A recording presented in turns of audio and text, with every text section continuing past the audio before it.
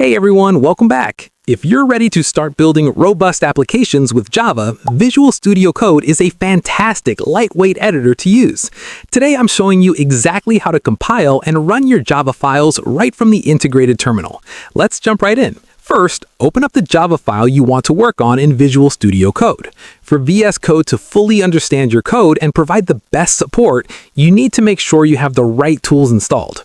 Head over to the Extensions tab on the left sidebar and search for the Extension Pack for Java by Microsoft. Go ahead and install it so you have all the syntax highlighting and debugging support you need. Next, we need to open the integrated terminal. You can do this quickly by pressing the Control key and the backtick key at the same time. Alternatively, you can go to the top menu bar, click View, and select Terminal to open the command line right at the bottom of your screen. Now, you need to make sure your terminal is actually looking at the folder where your Java file is saved.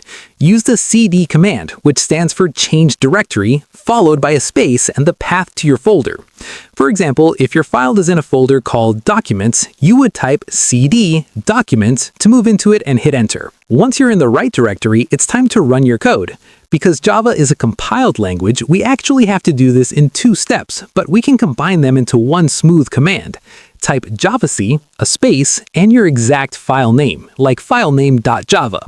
Then type a space, 2 ampersands, another space, the word Java, a space, and just a file name without the .java part.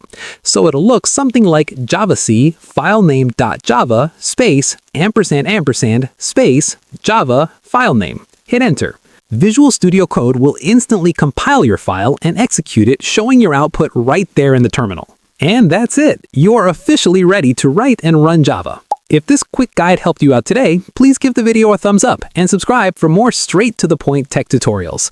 Drop a comment below letting me know what Java project you're building next, and I will see you in the next one.